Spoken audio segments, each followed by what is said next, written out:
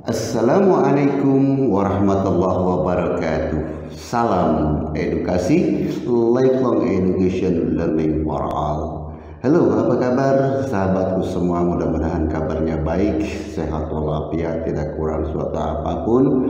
Dan saya sampaikan juga puji syukur kepada Allah atas nikmat kesehatan yang hari ini saya bisa membuat video kembali untuk melanjutkan pembicaraan yang mungkin sedikit menjenuhkan untuk kita, tapi kita terus tetap berusaha untuk mencari lebih baik, mendapat pengetahuan yang sifatnya untuk masa pergaulan di masa depan dan juga untuk kita berinteraksi dengan sesama teman.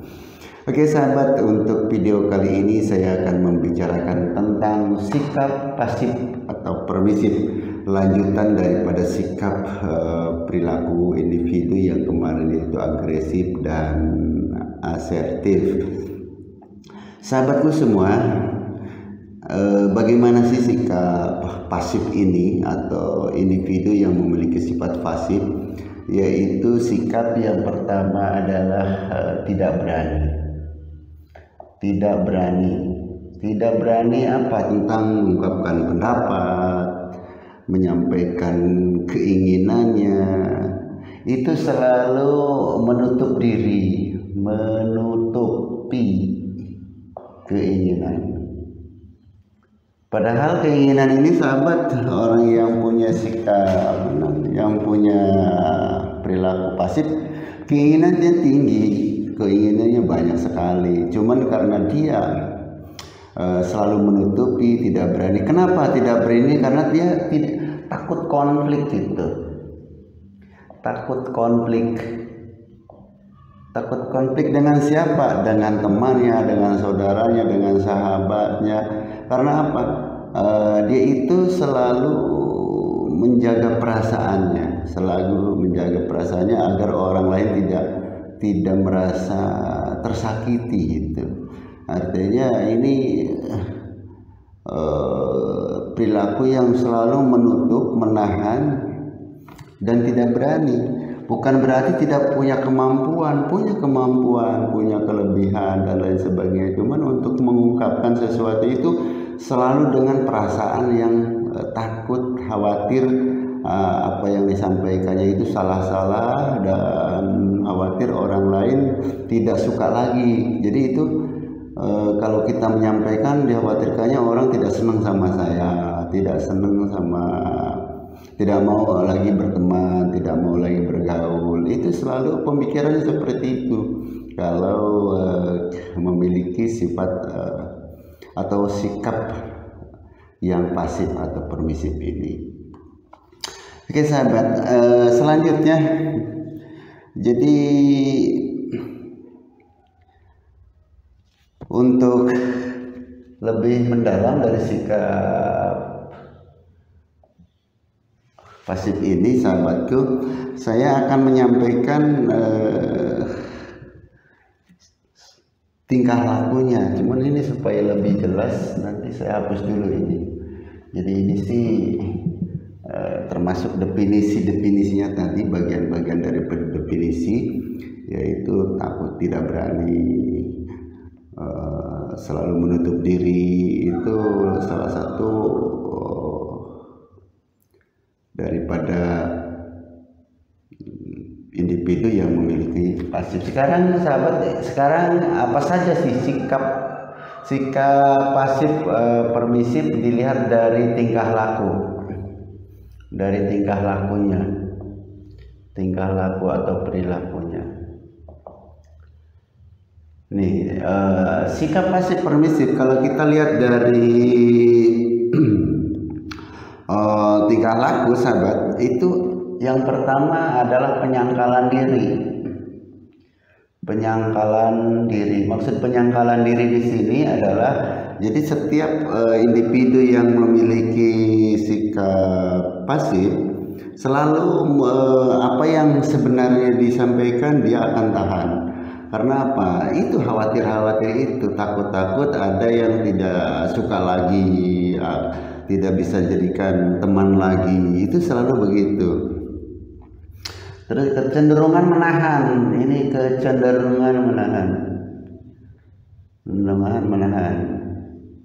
Seperti tadi saya sampaikan, jadi selalu menahan apa yang diinginkan, padahal sesuatu itu memang dia suka, dia mau, dia punya keinginan, tapi karena dia sudah menjadi pasif dalam dirinya, perilakunya, sehingga selalu kecenderungannya menahan apa yang diharapkan, apa yang diinginkan, dia selalu menahan diri itu.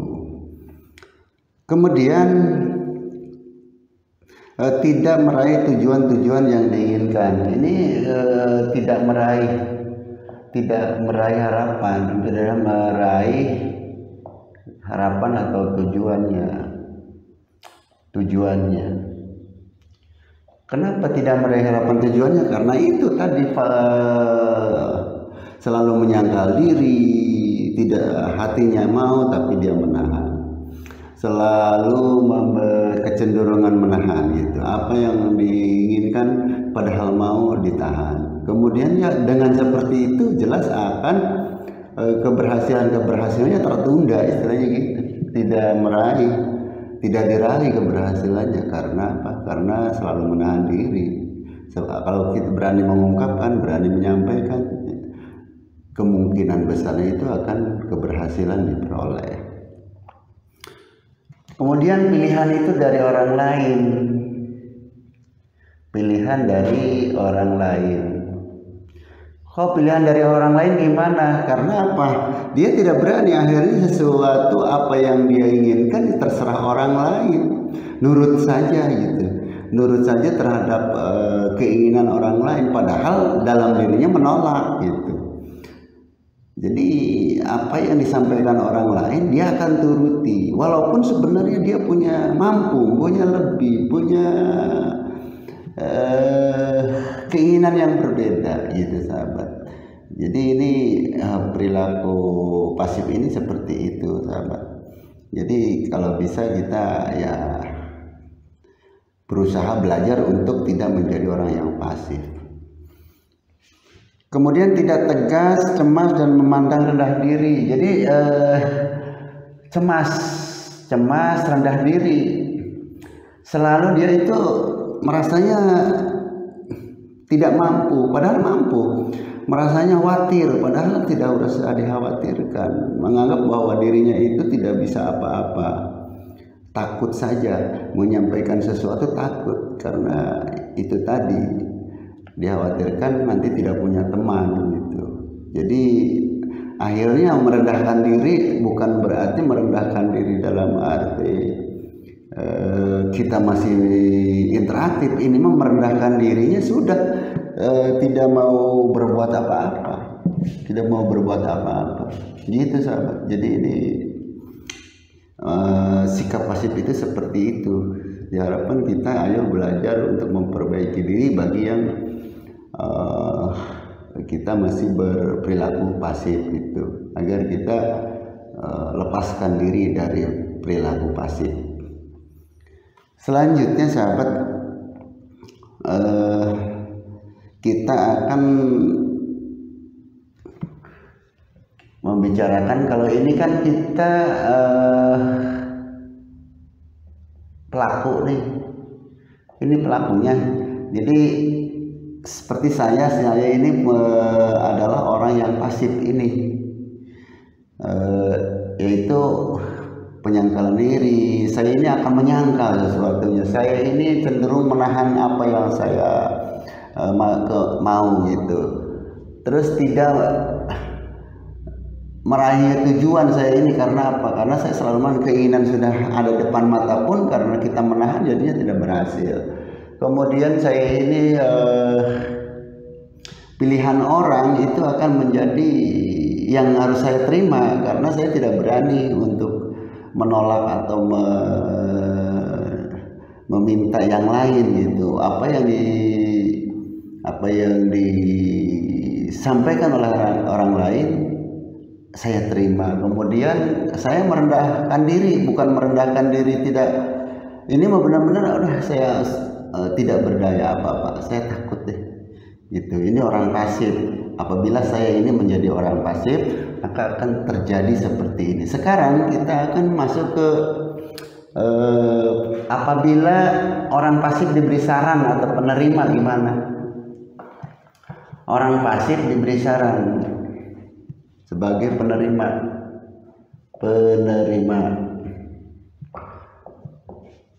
Bagaimana kalau seorang yang pasif diberi saran-saran masukan, maka akan menjadi tidak sabar, merasa bersalah, marah.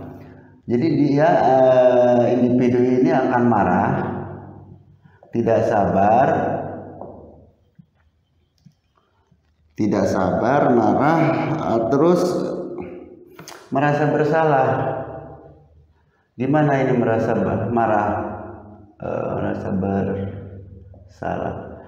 Gimana marah? Marah itu karena apa yang diinginkannya tidak terpenuhi, padahal dia mau. Jadi marahnya dalam diri sendiri gitu.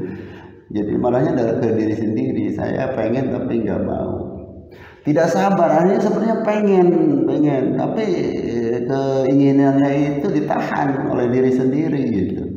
Terus merasa bersalah. Jadi kalau diomongin orang itu ya, aduh iya ya saya salah ya, saya tidak benar ya, saya tidak paham ya, oh gitu aja.